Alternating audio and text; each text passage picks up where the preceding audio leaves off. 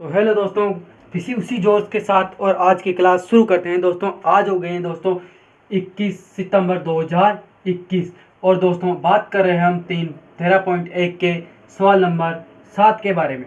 दोस्तों हमने कल सवाल नंबर 6 तक कर लिए थे और दोस्तों आज सवाल नंबर हम 7 करेंगे। दोस्तों सवाल नंबर 7 को देखो, कितना सीधा सा सवाल है दोस्तों। और दोस्तों ये आपको करना ही पड़ेगा क्योंकि दोस्तों अक्सर ऐसे सवाल परीक्षा में पूछे जाते हैं दोस्तों। अब दोस्तों सवाल को देखो आप ध्यान से। सवाल क्या कर रहे हैं दोस्तों, सवाल को देखो। कोई तंबू एक बेलन के आकार का है जिस पर एक शंकु आरोपित है। ठीक है ना दोस्तों, कि एक तंबू जो बेलन के आकार का है उसके ऊपर एक शंकु आरोपित है। यदि बेलन का भाग की ऊंचाई का व्यास 2.1 मीटर है और 4.4 मीटर है तथा दोस्तों शंकु का तिर्यक ऊंचाई 2.8 मीटर है तथा इस तंबू को बनाने के लिए प्रयुक्त केशव मतलब दोस्तों उसे बनाने के लिए जो है ना उसका क्षेत्रफल ज्ञात कीजिए तथा साथ ही 500 रुपये प्रति मीटर स्क्वायर की दर से इसमें प्रयुक्त केशव की लागत ज्ञात कीजिए। अब इसमें दे रखा है दोस्तों, ध्यान दीजिए कि तंबू के आधार को केशव से नहीं ढका जाता है। यानी कि दोस्तों आपको इसमें देखना चित्र कैसे बनेगा। वो कह रहा है कि एक बेलन है। ठीक है भाई दोस्तों, हमने पहले तो ये बेलन बना लिया। क्या दोस्तों बेलन ऐसा ही होता है? ठीक है ना, बेलन ऐसा ही होता है। इसके ऊपर वो कह रहे हैं कि इसके ऊपर मैंने एक शंकु रख दिया, आरोपित कर दिया। क्या दोस्तों शंकु यही होता है। अब उसने कह दिया कि तिर्यक ऊंचाई शंकु की L होती है, यानी कि दोस्तों 2.8 मीटर। ठीक है, और उसने H कितना दे दिया दोस्तों, इसे भी देखो। बेलन की ऊंचाई कितनी दे दी दोस्तों, उसने 2.1 दे दी मीटर। अब दोस्तों मेरे पास आ रही है त्रिज्या।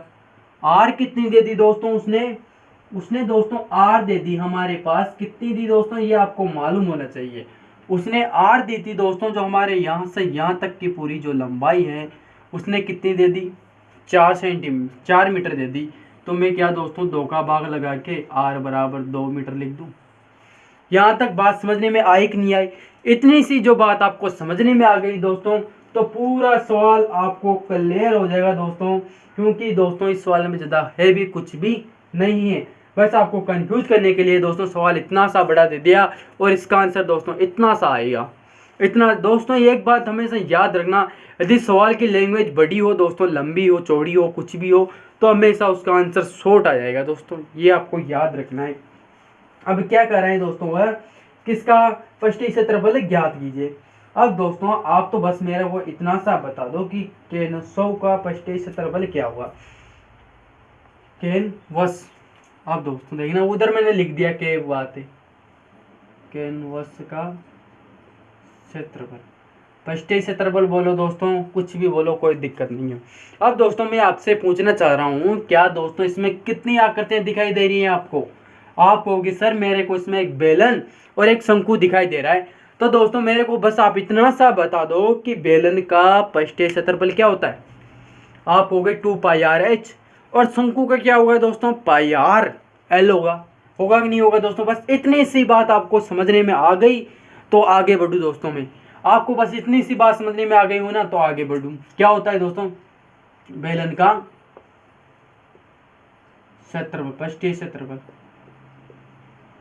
मैं आपको सिर्फ बताने के लिए दोस्तों शॉर्ट में लिख रहा हूं, नहीं तो आपको वहां पर पूरे ध्यान से लिखना पड़ेगा। और शंकु का पृष्ठीय क्षेत्रफल।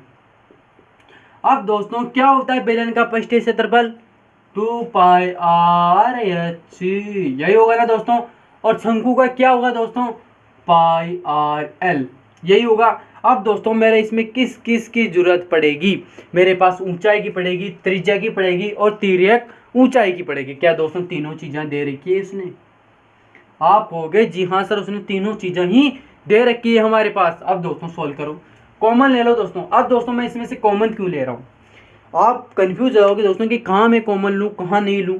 तो इधर ध्यान से सुनना दोस्तों, बार बार नहीं बताऊंगा, एक बार बता रहा हूँ दोस्तों।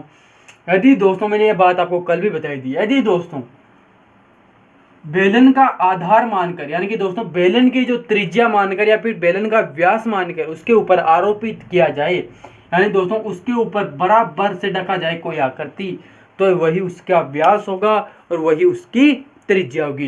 यानी दोस्तों मैं कह दूं कि ये 4 सेंटीमीटर है तो ये भी 4 होगी कि नहीं होगी। और दोस्तों शंकु का व्यास भी कितना होगा, 4 होगा। और शंकु की त्रिज्या कितनी हो जाएगी दोस्तों, 2 त्रिज्या हो जाएगी।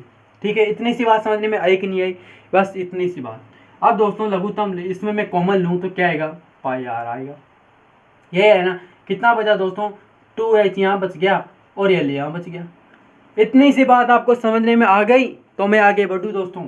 अब दोस्तों ये 22/7 आर कितना है दोस्तों हमारे पास, उधर देखो दोस्तों 2 आ गया। एच कितना है दोस्तों, एच देखो दोस्तों 0.1 यही है, प्लस एल कितना है दोस्तों 2.8, क्या यही है।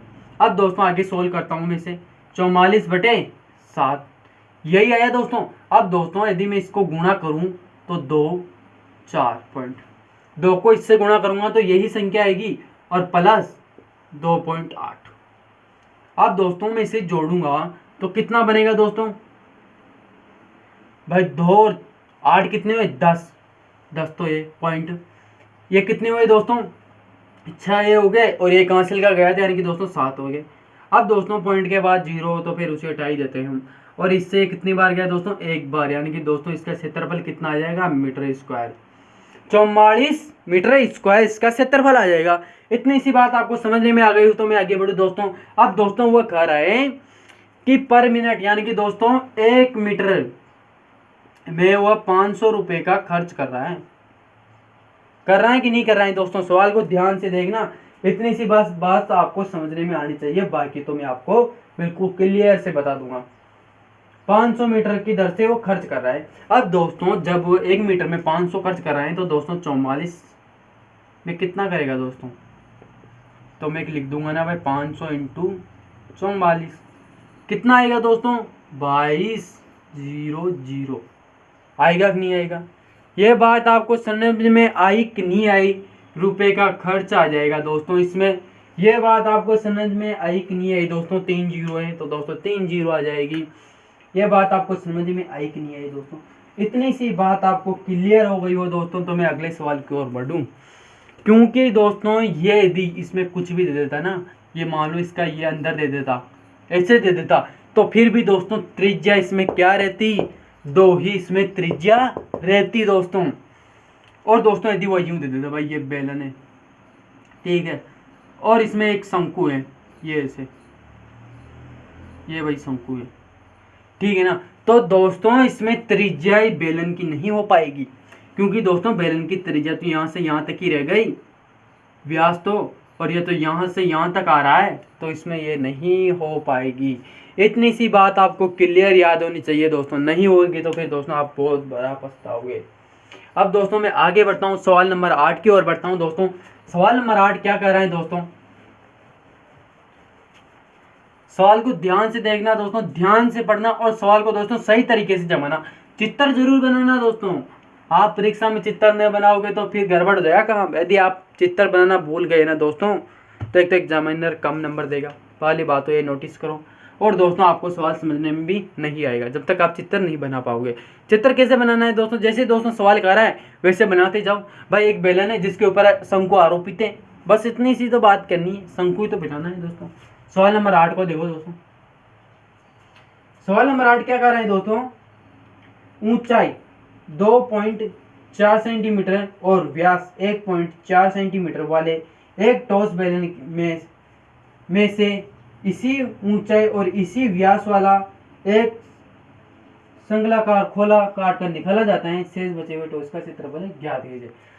मतलब दोस्तों आप तो बस इतना सा बता दो, उसने शुरू में क्या बोला, हमारे पास क्या बोला दोस्तों, उसने कहा कि शुरू में आपको बेलन बनाना है, ठीक है, अभी कुछ नहीं करना दोस्तों, आपको शुरू में क्या बनाना है, बेलन बनाना है।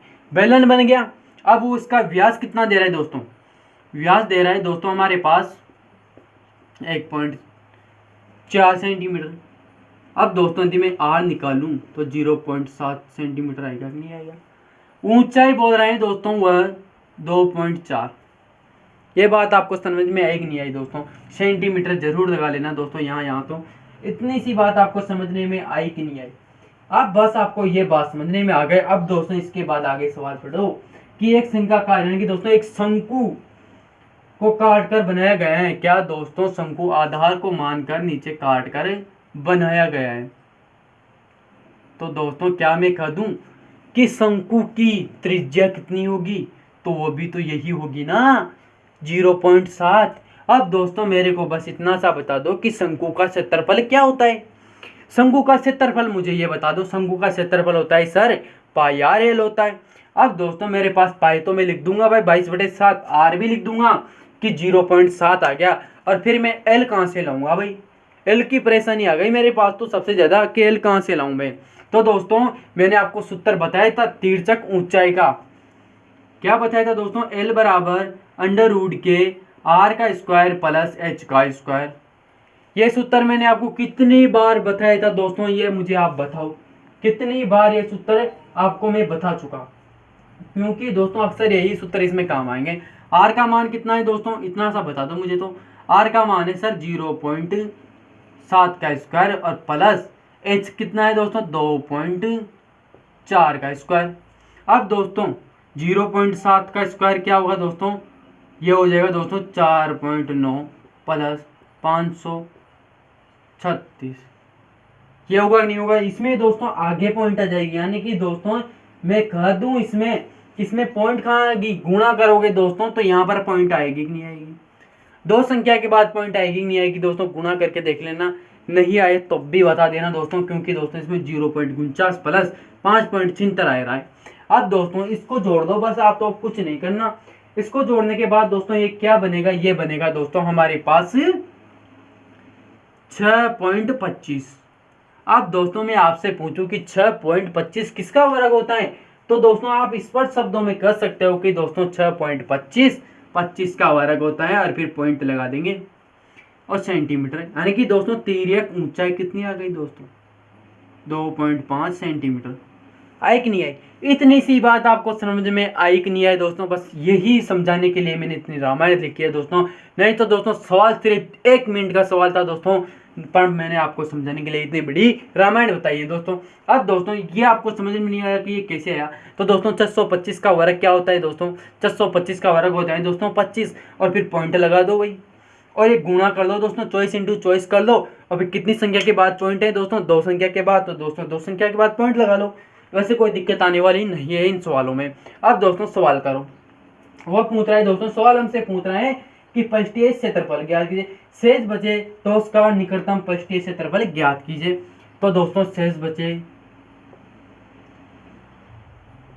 तो उसका पृष्ठीय क्षेत्रफल।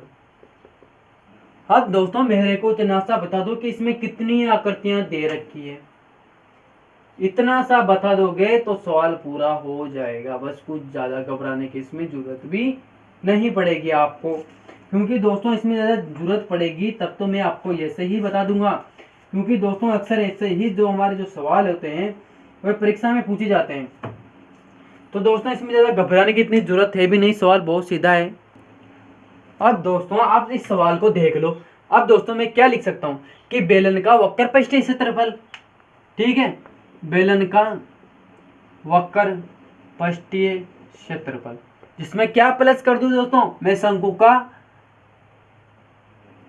ये बहुत लिखने में आता है, का क्षेत्रफल, ठीक है, और क्या प्लस कर दूं दोस्तों? ये आधार का भाई, ये आधार का क्षेत्रफल। और दोस्तों मैं कह दूं दोस्तों कि शंकु का आधार का क्षेत्रफल क्या होगा दोस्तों? तो मैं सीधा सीधा कह सकता हूँ ना दोस्तों कि पाई आर स्क्वायर ही होगा। तो मैं क्या वृत्त का क्षेत्रफल लिख दूं? वृत्त का क्षेत्रफल, ठीक है।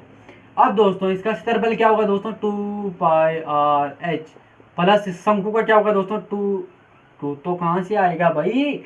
2 थोड़ी आएगा, यह आएगा भाई क्षेत्रफल। और इसका क्या होगा दोस्तों? पाई आर स्क्वायर। ये होगा कि नहीं होगा दोस्तों? बस इतनी सी बात आपको समझने में आई कि नहीं आई कि वृत्त का क्षेत्रफल पाई आर स्क्वायर होता है? होगा नहीं होगा? और इनकी त्रिज्या सेम होगी कि नहीं होगी? होगी ना। क्या कॉमन लूँ दोस्तों मैं इधर बार? पाई आर कॉमन ले लेता हूँ। 2 एच बच गया, आर बच गया और ए बच गया। बचा कि नहीं बचा? इतनी सी बात बस आपको समझने में आ गई तो मैं आगे सवाल बताऊं दोस्तों। अब दोस्तों आगे देखो भाई, ये दोस्तों 22/7 आर कितना आया, 7/10 लिख दूं, लिख सकता हूं कि नहीं लिख सकता, इतनी सी बता दो मुझे तो आप। और कोष्टक में 2 इंटू एच कितना आया 2.4 प्लस एल कितना आया 2.5, आर कितना है 0.5। इतनी सी बात समझने में आ गई। इसे सोल्व करूं दोस्तों मैं तो 7 से तो 7 गया और ये 11 बार गया और ये 5 बार गया, 11/5 आ गया ये तो। इससे देखूं दोस्तों, इसे गुणा करूं तो 4.8 प्लस 2.5 प्लस 0.7 जोड़ देता हूं दोस्तों इन पॉइंटों को। ये जोड़ना आता हो ना दोस्तों तभी जोड़ना, नहीं तो फिर ऐसे लिख लेना मैं बताऊं जैसे ये भाई, पॉइंट को पॉइंट से मिलाते हुए चलना। अब दोस्तों आप मेरे को बताओ कितना होगा, 7 और 8 कितने हुए दोस्तों, 14 और 1 15, 15 में 5 जोड़ेंगे तो कितना हो जाएगा दोस्तों 20, 2 ऊपर हासिल और ये हो जाएंगे दोस्तों 6, 6 2 कितने होंगे दोस्तों 8, ये 8 पॉइंट आया कि नहीं आया, 8.0 आया कि नहीं आया। क्या दोस्तों मैं शॉर्ट में लिख दूं कि 8 ही आया कि नहीं आया। और दोस्तों अब आगे सोल्व करूं तो 88/5 आया कि नहीं आया, आ गया ना। बस इतनी सी बात आपको समझ में आई कि नहीं आई। अब दोस्तों आगे सोल्व करूं तो कितना आ जाएगा, ये एक बार में 5 आया, 3 बच गए 38 हो गए और 35 आ गए दोस्तों 7 बार में, फिर 3 बच गए, फिर 3 बच गए ना दोस्तों, फिर मैं पॉइंट लगाऊंगा और 6 बार में 73 आया कि नहीं है, 17.6 इसका आंसर आया कि नहीं आया दोस्तों। इतनी सी बात आपको समझने में आई कि नहीं आई। और दोस्तों ये आएगा हमारे सेंटीमीटर स्क्वायर में। और दोस्तों अगले चैप्टर से हमें आयतन पढ़ेंगे, याद है ना आपको, आयतन हमेशा क्यूब में आएगा, यह आपको बिल्कुल याद होना चाहिए दोस्तों। 17.6 सेंटीमीटर स्क्वायर इसका आंसर आया कि नहीं आया, आ गया ना। क्या दोस्तों ये सवाल ऐसे ही होगा ना, होगा कि नहीं होगा। और दोस्तों आपको पहले देखना पड़ेगा उसमें, मैं बता देता हूँ ये मेन मोटी मोटी बातें, ये फिर आपको परीक्षा के टाइम पे बहुत काम आएगी दोस्तों। पहले तो आपको ये देखना है कि आकृति क्या क्या दे रखी है उसमें यदि दोस्तों शंकु दे दिया, बेलन दे दिया और अर्धगोला भी दे दिया ना दोस्तों, तो कंफ्यूज मत होना, बिल्कुल भी मत होना। आपको डायरेक्ट उनका सूत्र दिमाग में चलना चाहिए कि बेलन का 2πr/h, शंकु का πr/l और इसका अर्धगोले का 2πr²। यह बात आपको याद होनी चाहिए। पूरा गोला आ गया तो दोस्तों 4πr²। और इसका आयतन पूछ ले दोस्तों तो फिर क्या करोगे आप, इसका आयतन पूछ ले बेलन का तो πr²h लिख देना। इतनी सी बात आपको याद होनी चाहिए दोस्तों कि बेलन का आयतन क्या होगा दोस्तों, अगली प्रश्न वाले में काम आने वाला है πr²h।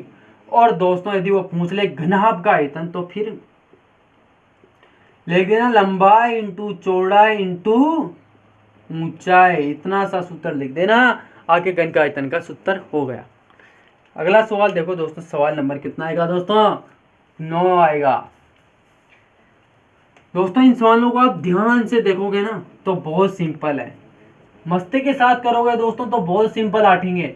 और दोस्तों आपने इसमें दिमाग में जो लोड ले लिया ना कि अब ये सवाल होगा तो होगा कैसे, तो फिर वो दोस्तों सवाल नहीं हो पाएगा आपका, फिर दोस्तों आप उनमें कंफ्यूज होते ही रहोगे, कोई नहीं बता सकता फिर आपको। सवाल नंबर 9 देखो, सवाल नंबर 9 कह रहे हैं दोस्तों कि लकड़ी के एक बॉक्स या फिर एक टॉस बेलन के प्रत्येक सिर पर एक अर्धगोलाकार खोद कर निकाले गए हैं। यानी कि दोस्तों आप देख लो भाई, उसने कह दिया कि आपके सिर में तो एक बेलन है, ठीक है दोस्तों, बेलन यही होता है।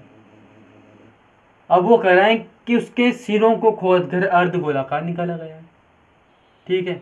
उसने वैसे दोस्तों आकृति भी दे दी है, ज़्यादा घबराने की कोई जरूरत है भी नहीं हमको।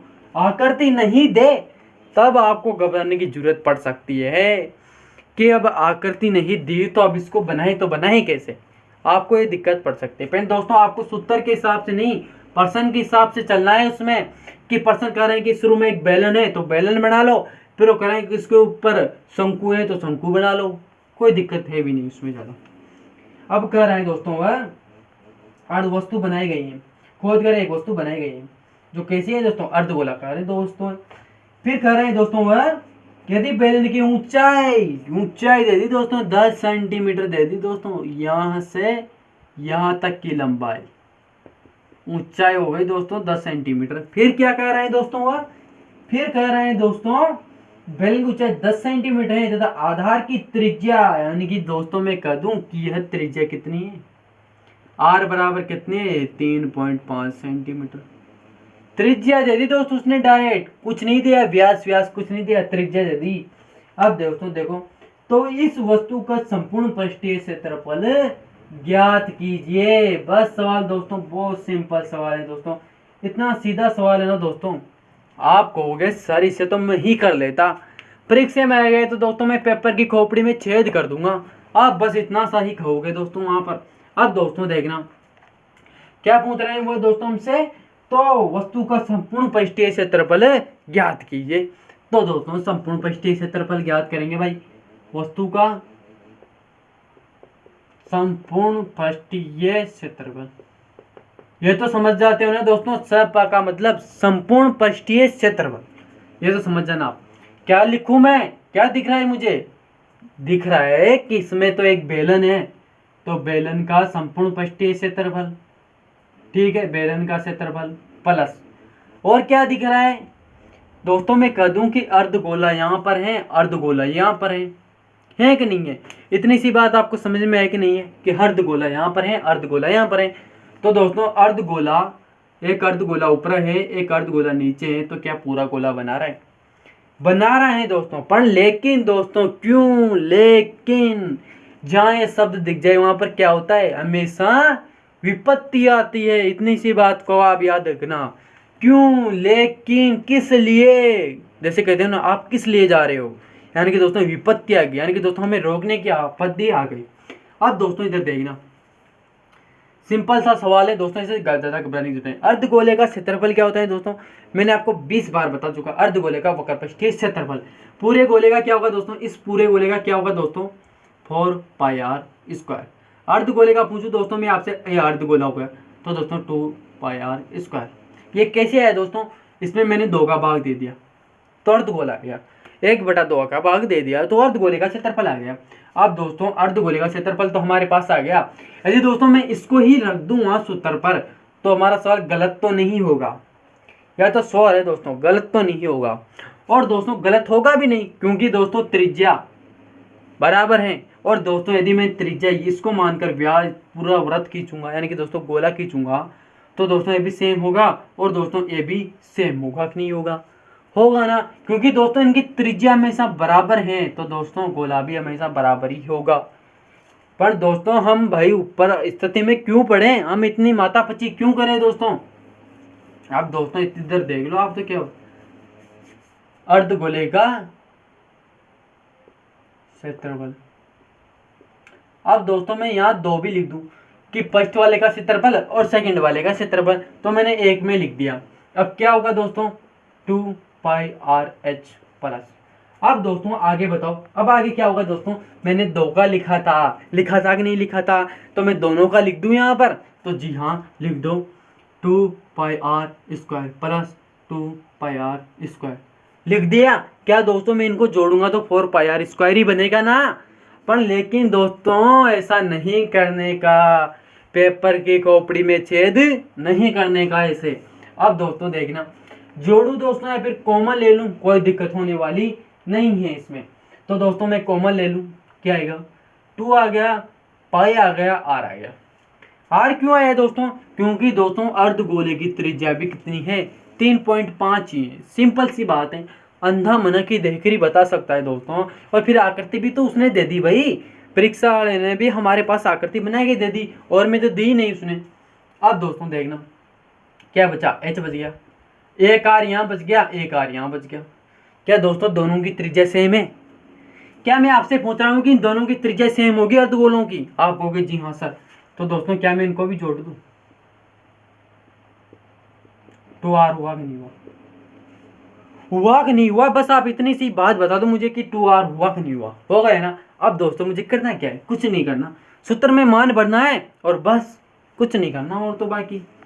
तो दोस्तों पाई का मान उसने कुछ नहीं बोला है तो आप 22/7 लिख दो, अरे भाई जहाँ कुछ नहीं बोलेगा वहाँ हम 22/7 लिखेंगे, और जहाँ बोल देगा वहाँ हम 3.14 लिख देंगे। और दोस्तों आपने पता होगा कि 3.14 मैंने आपको 5 डिजिट याद कराए थे दोस्तों, 5 डिजिट आपको पॉइंट के बाद 5 डिजिट याद कराए थे, आपको मालूम हो तो। और उनकी ट्रिक भी थी दोस्तों, वे हो जाएंगे दोस्तों ये। हुआ कि नहीं हुआ? हुआ कि नहीं हुआ? मैंने आपको बताया था कि 1:29 में पाए का मान निकला। या फिर अल्बर्ट आइंस्टीन का पता नहीं किसका जन्म हुआ था, मैं वो स्टोरी भूल गया, लेकिन दोस्तों पूरी स्टोरी थी, दिनांक समय ताकि उसमें आ जाएगी। यानी दोस्तों पाए के 10 नंबर तो आपको वैसे ही याद हो जाएंगे, मैं करा दूंगा वैसे। पहले मैं आपको बताना भूल गया, वो ट्रिक बता दूंगा, कोई दिक्कत नहीं। आर का मान कितना दे दिया दोस्तों? 3.5। तो दोस्तों मैं पॉइंट हटाऊंगा तो 10 आ जाएगा। कोष्टक में क्या है? एच का मान 10, 2। आर का मान क्या है दोस्तों? 3.5, पॉइंट हटा लूंगा 10 आ जाएगा। ये गया दोस्तों 5 बार में 35। अब दोस्तों इससे गया दोस्तों 2 बार में। देखो दोस्तों कितने आसानी से कट रहे हैं, कटे कि नहीं कटे? सिंपल तरीके से कट गए यार, बहुत ज़्यादा घबराने की कोई ज़रूरत भी नहीं है। ये गया दोस्तों 5 से कितनी बार जाएगा? 7 बार। 5 से 2 बार, 2 से 2 गया। अब दोस्तों यहाँ पर तो मेरे पास भाई 22 ही बचे, 22 ही बचे ना, और तो मैंने काटा पीसी कर दी, कोई दिक्कत नहीं उसको काटा पीसी करने पर। अब दोस्तों यहाँ पर कितने बचे? 10 + 7 बचे कि नहीं बचे? आप तो मुझे इतना सा बता दो कि बचे कि नहीं बचे। बच गए ना दोस्तों? यदि दोस्तों आप कह रहे हो कि मैं इस 2 को यहाँ पर नहीं काटूं, आगे सोल्व करूं, तो दोस्तों इधर भी देख लो कि भाई ये 10 प्लस ये 35 दूनी 70 हो जाएगा। 35 दूनी 70 प्लस 10, ये लघुत्तम ले लो, लघुत्तम आया 10, 100 हो गया प्लस 70, कितना बचा? 30। तो 3 आ गया क्या? 3 भाई कहाँ से आया तू? 3 तो इसमें आना नहीं चाहिए था ना, 3 तो नहीं आएगा भाई, 3 नहीं आएगा, 3 नहीं आएगा। अब 10 में 10 से गुणा किया नहीं, ये इसमें नहीं बैठ रहा दोस्तों, ये इसमें नहीं बैठेगा, क्योंकि दोस्तों मेरे को बताओ 1 मिनट, मैं भी भूल गया दोस्तों। 35 को इससे मैंने 7 बार में काट दिया, इससे 2 बार में कट गया, और 2 से 2 कट गया दोस्तों। तो क्या दोस्तों 10 + 7 17 होंगे, 17 होंगे कि नहीं होंगे? बस इतनी सी बात बता दो मुझे। तो 17 हो गए दोस्तों। तो दोस्तों 22 × 17 गुणा करो दोस्तों। 70 दूनी कितने होते हैं भाई? 70 दूनी 34 होते हैं। आप पहाड़े याद नहीं किए हो तो दोस्तों 20 तक पहाड़े तो याद कर ही लेना, और 20 तक वर्ग या फिर 30 तक वर्ग, और घनमूल घन आप सब आपको याद करने पड़ेंगे। अभी मैं आपको बता दूंगा पूरी डिटेल से, घन भी लिखा दूंगा, घनाभ भी लिखा दूंगा, इन सबको आपको याद करना पड़ेगा। 70 दूनी 34 हो गए 4, 3 ऊपर हासिल क्या गया? 70 दूनी 34, 34 में 3 जोड़ेंगे तो दोस्तों 37 सेंटीमीटर स्क्वायर होगा कि नहीं होगा? होगा कि नहीं होगा? आप तो इतनी सी बता दो, 374 सेंटीमीटर स्क्वायर इसका सही आंसर होगा कि नहीं होगा? क्या मैंने आपको ये सवाल सही बताया? आप कहोगे जी हाँ सर आपको ये सही बताया। अब दोस्तों आप उत्तर भी चेक करना चाहो तो तब भी कर लेना, क्योंकि दोस्तों आंसर यही आने वाला है। दोस्तों मैं आपको बता दूं मैथ की बहुत सिंपल ट्रिक है, जिसको मैथ समझने में आ गई ना उसे दुनिया में कोई नहीं रोक सकता। कैसे नहीं रोक सकता दोस्तों? क्योंकि दोस्तों हर काम में आपको मैथ चलेगी। आपने कहा आप मान लो घूमने गए, आप 10,000 रुपये लेके गए, घूमने गए 10,000 रुपये लेके गए, आपने उसमें से मान लो दोस्तों 9,000 रुपये उठा दे, ठीक है 9,000 रुपये उठा दे, तो घर आके आप पूछोगे कि अब मेरे पास कितने रुपए बचे। तो आप क्या करोगे दोस्तों? 10,000 में से 9,000 को माइनस करोगे तो 1,000 रुपये बचे कि नहीं बचे? यहाँ पर आपको मैथ काम आई कि नहीं आई? आई कि नहीं आई? इतना सा बता दो, यहाँ पर आपको मैथ काम आई कि नहीं आई? मैथ हर जगह काम आएगी दोस्तों। आपसे पूछ दे कि मेरे 10,000 की रेत की ट्रॉली आई है, यानी कि दोस्तों रेत बजरी जिसे हम बजरी कहते हैं, बजरी की ट्रॉली आई है, और 20,000 की ईंट आई है, और दोस्तों 10,000 रुपये का खर्चा हो गया, वैसे ऐसे ही। तो दोस्तों आप मुझे बता दो कि मेरे इसमें खर्चा कुल कितना हुआ। तो दोस्तों क्या मैं कह सकता हूँ ना कि 40,000 का मेरे खर्चा हो गया? क्या दोस्तों आपके इसमें गणित काम नहीं आई, मैथ काम नहीं आई? अब दोस्तों मैं आपको एक सिंपल सी मैथ की ट्रिक बताता हूँ, जो आप भी कहोगे वाह सर ऐसी ट्रिक आपको कहाँ मिली। देखना दोस्तों, अब दोस्तों इस ट्रिक से आप क्या क्या कर पाओगे दोस्तों, आप तो इसे देखते रहना। बहुत सिंपल ट्रिक है दोस्तों कि मैथ की स्पेलिंग कैसे याद करें दोस्तों। आपने अधिकतर बच्चे मैथ की स्पेलिंग को कैसे लिखते हैं, MATHS, ये लिखते हैं मैथ। पर दोस्तों क्या मैं कहूँ कि मैथ की स्पेलिंग सही नहीं है? हाँ सर दोस्तों, ये मैथ की स्पेलिंग सही नहीं है। मैथ की पूरी स्पेलिंग क्या होती है फिर दोस्तों, मैं आपको बता देता हूँ आज पूरी ट्रिक के साथ दोस्तों कि मैथ की पूरी स्पेलिंग क्या होती है। तो दोस्तों इधर देखना, कुछ नहीं करना, MATHEMATICS।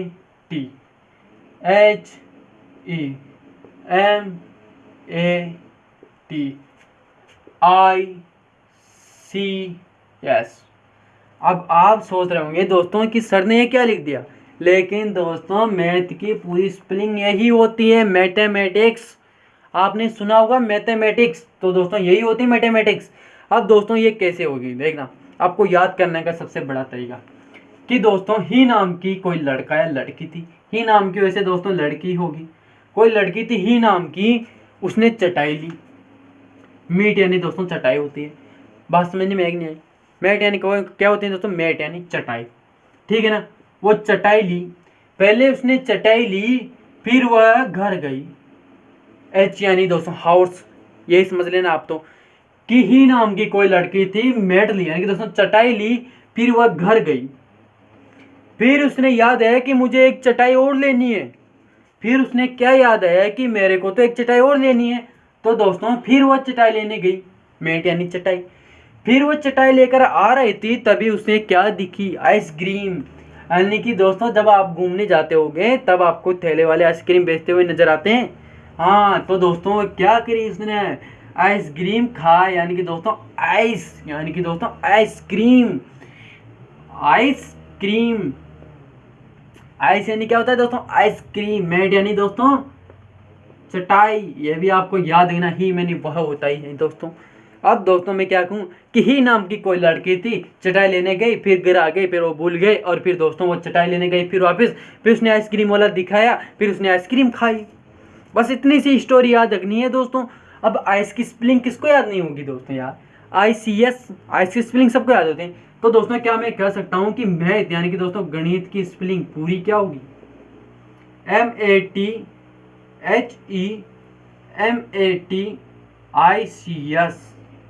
मैथमेटिक्स। और दोस्तों इसे शॉर्ट में बोलते हैं मैथ, यह भी आपको याद रखना है, MATH, मैथ, और इसे बोलते हैं मैथमेटिक्स। ये आपको याद होना चाहिए दोस्तों, ठीक है ना। इतनी सी बात आपको याद होना चाहिए कि मैथमेटिक्स की फुल फॉर्म पूरी क्या होती है।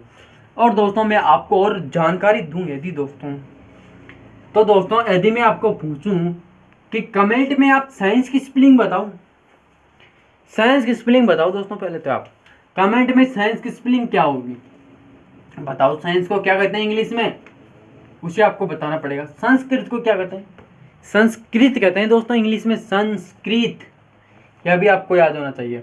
अब दोस्तों आप लिखो पहले तो, अब आप क्या चीज़ बताऊं दोस्तों, मैं आपको बता रहा हूं दोस्तों वर्गमूल।